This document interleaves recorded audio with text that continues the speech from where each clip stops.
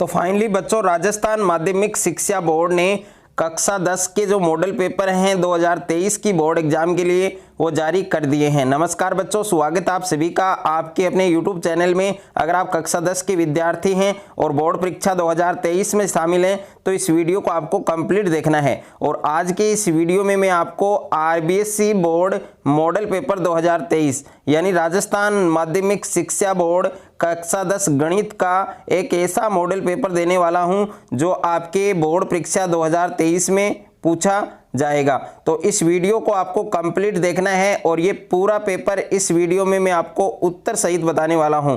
तो वीडियो को आपको कंप्लीट देखना है और वीडियो को ज़्यादा से ज़्यादा आपको शेयर करना है। तो इसमें फर्स्ट क्वेश्चन है आपके कि answer the following questions and write them in the answer sheet bye selecting the correct option. और इसमें पहला प्रश्न है आपके कि दो संख्याओं का महत्तम समापवर्तक 4 है, यानी दो संख्याएं हैं उनका जो महत्तम समापवर्तक है जो HCF है वो आपको 4 दे रखा है और जो लघुत्तम समापवर्तक है जो LCM है वो आपको दे रखा है 96। यदि एक संख्या 96 है तो दूसरी संख्या क्या होगी, यानी दूसरी संख्या आपको ज्ञात करनी है। और इसमें आपको टोटल 4 ऑप्शन दे रखे हैं। ए ऑप्शन में आपको 120 दे रखा है, बे में 44 दे रखा है, से में 404 और दे में आपके 72। तो इसका जो राइट आंसर है वो आपको बताना है। उसके बाद में नेक्स्ट है आपके और क्वेश्चन है वो आपके इंग्लिश और हिंदी दोनों में है और इसका जो पहले का जो आंसर है वो आपके से ऑप्शन आएगा। ओके, उसके बाद में दूसरा क्वेश्चन है आपके द्विघात बहुपद x² + 7x + 10 और इसमें जो शून्यंक है उनका योग कितना होगा। तो ए ऑप्शन में आपको -10 दे रखा है, बे में आपको -7 दे रखा है और से में आपको -4 दे रखा है और दे में आपको +7 दे रखा है। तो इस क्वेश्चन का सही जो आंसर है वो आपके ऑप्शन नंबर बे आने वाला है। तो ऑप्शन नंबर बे इस क्वेश्चन का सही आंसर होगा। उसके बाद में तीसरा क्वेश्चन है आपके, तीसरा क्वेश्चन दे रखा है कि एक चर को विलुप्त करने वाली विधि क्या कहलाती है। एक चर को विलुप्त करने वाली विधि क्या कहलाती है? विलोपन विधि, प्रतिस्थापन विधि और वज्र गुणन विधि और ग्राफी विधि। तो इस क्वेश्चन का सही आंसर है आपके ऑप्शन नंबर ए आएगा, यानी एक चर को विलुप्त करने वाली विधि क्या है? विलोपन विधि कहलाती है। और उसके बाद में नेक्स्ट है आपके क्वेश्चन नंबर 4 है, यदि एक समांतर श्रेणी में प्रथम पद आपको 7 दे रखा है, सार्वंत्र आपको 3 दे रखा है और कुल पद कितने हैं? 8। तो इसका व्यापक पद है वो आपको बताना है। तो ए ऑप्शन में 28 दे रखा है, बे में 25 दे रखा है, से में 45 और दे में आपके 65। तो इस क्वेश्चन का सही आंसर क्या आएगा? आपके ऑप्शन नंबर ए। उसके बाद में नेक्स्ट है आपके क्वेश्चन नंबर 5 है, एक वृत्त की कितनी स्पर्श रेखाएं हो सकती हैं। ये इंपॉर्टेंट क्वेश्चन है, काफी बार ये क्वेश्चन आपके बोर्ड एग्जाम में आ चुका है। एक वृत्त है उसकी कितनी स्पर्श रेखाएं हो सकती है। तो ए में आपको 1 दे रखा है, बे में आपको 3 दे रखा है, से में आपको अनंत दे रखा है और दे में आपको 2 दे रखा है। तो इस क्वेश्चन का सही आंसर क्या होगा? आपके ऑप्शन नंबर से, यानी एक वृत्त है उसकी अनंत स्पर्श रेखाएं हो सकती हैं। उसके बाद में क्वेश्चन नंबर 6 है आपके, यदि b² - 4ac = 0 तो उसके जो मूल है वो क्या होंगे। तो इसके मूल क्या होंगे? 2 बराबर और वास्तविक मूल होंगे। तो ए ऑप्शन आपका करेक्ट होगा, यानी 2 बराबर व वास्तविक मूल। और उसके बाद में नेक्स्ट है आपके क्वेश्चन नंबर 7 है। क्वेश्चन नंबर 7 है कि बिंदु -5 कौन से चतुर्थांश में स्थित है, यानी कौन से क्वाड्रेंट में स्थित है। तो ए में आपको प्रथम दे रखा है, बे में द्वितीय, से में तृतीय और दे में आपके चतुर्थ। तो इस क्वेश्चन का सही आंसर क्या होगा? आपके ऑप्शन नंबर से। और उसके बाद में प्रश्न संख्या 8 है कि साइन ए का विलोम होगा, यानी साइन ए का विलोम बताना है आपको। तो ए में आपको कोस ए दे रखा है, बे में आपको कोट ए दे रखा है, से में आपको सेक ए दे रखा है और दे में आपको कोसेक ए, यानी साइन ए का जो विपरीत है, जो उल्टा है वो आपको लिखना है। तो साइन ए का विपरीत क्या होता है? अपोजिट क्या होता है? कोसेक ए। तो इस क्वेश्चन का सही आंसर क्या होगा? आपके ऑप्शन नंबर दे, यह आपको ध्यान रखना है। उसके बाद में नेक्स्ट है क्वेश्चन नंबर 9 कि 1 - cos² theta plus 1 - sin² theta ये किसके बराबर है, यानी 1 - cos² थीटा किसके बराबर होता है? sin² थीटा के।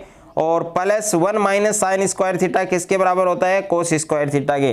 तो sin² theta plus cos² theta का जो मान है वो कितना होता है? 1 होता है। तो इस क्वेश्चन का सही आंसर क्या आएगा आपके ऑप्शन नंबर ए। उसके बाद में नेक्स्ट है आपके क्वेश्चन नंबर 10 है कि वर्ग 10 से 25 का जो वर्ग चिन्ह है वो आपको बताना है, यानी 10 और 25 दोनों को ऐड करना है और इसको 2 से विभाजित करना है, तो ये आएगा आपके 17.5। उसके बाद में नेक्स्ट है आपके प्रश्न संख्या 11 है कि निम्न में से माध्य ज्ञात करने की विधि है। तो माध्य ज्ञात करने की विधि कौन सी है? प्रत्यक्ष माध्य, ब में आपके कल्पित, स में आपके पद विचलन और द में आपके उपयुक्त सभी, यानी ए ब स, ये तीनों जो विधि दे रखी है तीनों प्रत्यक्ष जो माध्य है वो हम ज्ञात कर सकते हैं तीनों विधियों से। उसके बाद में प्रश्न संख्या 12 है कि निम्नलिखित में से कौन सी संख्या किसी घटना की प्रायिकता नहीं हो सकती? तो ए ऑप्शन आपका करेक्ट हो सकता है, यानी 0.75, और ब में आपके माइनस का 1.5, तो कभी भी ऋणात्मक नहीं हो सकती, किसी भी घटना की प्रायिकता कभी भी ऋणात्मक नहीं हो सकती, यह आपको ध्यान देना है। उसके बाद में दूसरा प्रश्न है, आपको रिक्त स्थानों की पूर्ति करनी है, जिसमें पहला है आपके कि कौन सी स्थिति में रैखिक समीकरण युग्म असंगत होता है? तो a1/a2 बराबर b1/b2 नॉट इक्वल c1/c2, तो इस स्थिति में जो रैखिक समीकरण युग्म है वो असंगत होता है। उसके बाद में दूसरा प्रश्न है, इसमें दे रखा है 2, उसके बाद में एक बॉक्स दे रखा है जो आपके खाली है, और उसके बाद में 26 दे रखा है, तो रिक्त खाने में पद है वो कौन सा होगा? ओके, ये आपको बताना है। तीसरा प्रश्न है, बिंदु एक्स वाई की मूल बिंदु 0 0 से दूरी है वो क्या होगी? तो √x² + y², ये आपको लिखना है। और प्रश्न संख्या 4 है आपके कि 1 + cot² थीटा किसके बराबर होता है? cosec² थीटा के बराबर होता है। और उसके बाद में 5वां प्रश्न है आपके कोसेक 90 डिग्री माइनस थीटा बराबर क्या होता है? Sec theta. और छठा प्रश्न है, प्रत्यक्ष माध्य ज्ञात करने का सूत्र क्या है? x बार बराबर सिग्मा एफ एक्स बटे सिग्मा एफ। और उसके बाद में तीसरा प्रश्न है, इसमें पहला है कि शांत दशमलव प्रसार के लिए शर्त लिखिए। तो किसी भी परिमेय संख्या का जो दशमलव प्रसार है वो शांत कब होता है? जब 2 की पावर n और 5 की पावर m का रूप हो, तब परिमेय संख्या का दशमलव प्रसार है वो शांत होता है। दूसरा है, रेखिक बहुपद में शून्यकों की संख्या कितनी होती है? तो जो रेखिक बहुपद हैं उनमें शून्यक है वो कितने हम ज्ञात कर सकते हैं? 1, तो इनमें संख्या है वो 1 होगी। तीसरा प्रश्न है, पी के किन मानों के लिए निम्न रैखिक समीकरणों के युग्म का एक अद्वितीय हल है? तो आपको इसमें 2 समीकरण दे रखे हैं और इसमें आपको पी का मान बताना है। और 4वां प्रश्न है इसमें कि गुणनखंड विधि द्वारा द्विघात समीकरण आपको दे रखा है 3x² - 2√6x + 2 = 0 के मूल है वो आपको ज्ञात करने हैं, यानी इसके रूट फाइंड करने हैं। और उसके बाद में 5वां प्रश्न है, यदि द्विघात समीकरण kx² + 5x + 3k के शून्यकों का योग है वो उनके गुणनफल के बराबर है, तो k का मान ज्ञात कीजिए। और उसके बाद में छठा प्रश्न है, 5 सेमी लंबे रेखाखंड को 3:2 के अनुपात में विभाजित कीजिए, इसमें आपको केवल चित्र बनाना है। और 7वां प्रश्न है, इसमें बहुपद ax + b का जो शून्यक है वो निकालना है। 8वां प्रश्न है, बिंदु -5 - 3 की y अक्ष से दूरी बतानी है। 9वां प्रश्न है, 2tan² 45 + cos² 30 degree - sin² 60 degree का आपको मान ज्ञात करना है। और उसके बाद में नेक्स्ट है आपके प्रश्न संख्या 10, यदि sin 3a बराबर cos a - 26 डिग्री, जहां 3 एक न्यून कोण है, तो आपको a का मान बताना है। और उसके बाद में प्रश्न संख्या 11 है कि 2 खिलाड़ी अनीता और संगीता फुटबॉल का एक मैच खेलती हैं, यदि अनीता द्वारा मैच जीतने की प्रायिकता कितनी है? 0.38, तो संगीता के मैच जीतने की जो प्रायिकता है वो आपको बतानी है। उसके बाद में प्रश्न संख्या 12 है, बंटन आपको दे रखा है 2 3 5 6 1 0 3, इसका आपको मीडियन निकालना है, इसका माध्यक निकालना है। और उसके बाद में खंड ब में प्रश्न संख्या 4 है आपके अभाज्य गुणनखंड विधि द्वारा संख्या 12 15 24 का HCF और LCM ज्ञात कीजिए।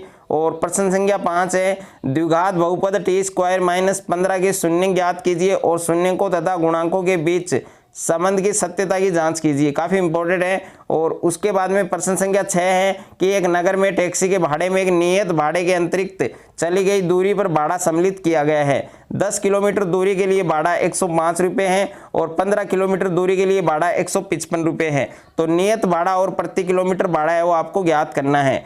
उसके बाद में प्रश्न संख्या 7 है कि 2 ऐसे क्रमागत विषम धनात्मक पूर्णांक ज्ञात कीजिए जिनके वर्गों का योग 290। और ये प्रश्न संख्या 8 है, राजकुमारी ने किसी वर्ष के प्रथम सप्ताह में 5 रुपये की बचत की और फिर अपनी साप्ताहिक बचत है 1.75 रुपये बढ़ाती गई। यदि nवें सप्ताह में उसकी साप्ताहिक बचत 20.75 रुपये हो जाती है तो n ज्ञात कीजिए। ये समांतर श्रेणी का क्वेश्चन है आपके। और उसके बाद में प्रश्न संख्या 9 है कि प्रथम n धन पूर्णांकों का योग ज्ञात कीजिए। और प्रश्न संख्या 10 है वृत्त के बाहर स्थित किसी बिंदु पर कितनी स्पर्श रेखाएं खींची जा सकती हैं, यह आपको बताना है। और प्रश्न संख्या 11 है कि 6 सेमी त्रिज्या का एक वृत्त बनाइए, केवल आपको चित्र बनाना है। और प्रश्न संख्या 12 है कि त्रिकोणमितीय अनुपातों कोसे और टेने इनको आपको साइने के पदों में व्यक्त करना है। और प्रश्न संख्या 13 है कि cot 85 degree plus cos 75 degree को 0 डिग्री और 45 डिग्री के बीच के कोणों के त्रिकोणमितीय अनुपातों के पदों में आपको लिखना है। उसके बाद में नेक्स्ट है आपके प्रश्न संख्या 14 कि 3, 4, 5, 17 और अक्ष का माध्य h है, तो आपको अक्ष का मान ज्ञात करना है और इसके प्रयोग से माध्यक भी ज्ञात करना है। और प्रश्न संख्या 15 है एक बारंबारता बटन का माध्य 8 है, माध्यक आपको 10 दे रखा है, आपको बहुलक ज्ञात करना है। और उसके बाद में प्रश्न संख्या 16 है आपके अच्छी प्रकार से फेंटी गई 52 पत्तों की एक गड्डी में से एक पत्ता निकाला जाता है, प्रायिकता आपको ज्ञात करनी है। पहला है कि एक इक्का होगा, दूसरा है फेस कार्ड वाला पत्ता होगा। उसके बाद में नेक्स्ट है आपके खंड से। और खंड से में प्रश्न संख्या 17 है कि टीवी सेटों का निर्माता तीसरे वर्ष में 600 टीवी बनाता है और 7वें वर्ष में 700 टीवी सेटों का उत्पादन करता है। प्रत्येक वर्ष उत्पादन में एक समान रूप से एक निश्चित संख्या में वृद्धि होती है, तो हमें ज्ञात करना है। पहले में आपको पूछा है प्रथम वर्ष में उत्पादन, दूसरे में 10वें वर्ष में उत्पादन और तीसरा है कि प्रथम 7 वर्षों में कुल उत्पादन कितना होगा। उसके बाद में अथवा में भी प्रश्न दे रखा है, अगर ये वाला क्वेश्चन करना चाहते हैं तो आप ये भी कर सकते हैं। और उसके बाद में प्रश्न संख्या 18 है कि एक त्रिभुज का क्षेत्रफल 24 वर्ग मात्रक है जिसके शीर्ष आपको दे रखे हैं, तो इसमें k का जो मान है वो आपको बताना है। और अथवा में भी प्रश्न है एक समांतर चतुर्भुज है उसके शीर्ष दे रखे हैं आपको और आपको p का मान बताना है। उसके बाद में प्रश्न संख्या 19 है सिद्ध कीजिए, तो इसमें आपको 2 दे रखे हैं, 2 प्रश्न दे रखे हैं, तो दोनों में से आपको एक करना है। ओके। और प्रश्न संख्या 20 है आपके कि निम्न बटन का कल्पित माध्य और बहुलक ज्ञात कीजिए, तो इसका कल्पित माध्य और बहुलक आपको ज्ञात करना है। और अथवा में भी क्वेश्चन दे रखा है, इसमें निम्न बटन का माध्य का आपको दे रखा है 28.5, आपको अक्ष और वाई का मान बताना है। और खंड द में प्रश्न संख्या 21 है आपके कि निम्न रैखिक समीकरण युग्मों को ग्राफीय विधि से हल कीजिए, तो इसमें 2 समीकरण दे रखे हैं, इन दोनों का आपको ग्राफ बनाना है। और अथवा में भी ग्राफ का एक क्वेश्चन दे रखा है, अगर आप ये वाला क्वेश्चन करना चाहते हैं तो ये भी कर सकते हैं। और प्रश्न संख्या 22 है कि एक दिए गए त्रिभुज ABC के समरूप एक त्रिभुज की रचना कीजिए जिसकी भुजाएं ABC की संगत भुजाओं की 5/3 गुनी हो। और अथवा में प्रश्न है कि एक वृत्त के बाहर स्थित एक बिंदु से उस पर स्पर्श रेखाओं की रचना कीजिए। और प्रश्न संख्या 23 है आपके यदि नीचे दिए हुए बटन का माध्य आपको 50 दे रखा है तो आपको x और y का मान ज्ञात करना है। और अथवा में जो क्वेश्चन दिया गया है इसका माध्यक आपको ज्ञात करना है, यानी ये जो आपको सारणी दी गई है इसका आपको माध्यक ज्ञात करना है, यानी इसका मीडियन आपको फाइंड करना है। अगर ये वीडियो आपको अच्छा लगे तो वीडियो को ज़्यादा से ज़्यादा शेयर करें, वीडियो को ज़्यादा से ज़्यादा लाइक करें।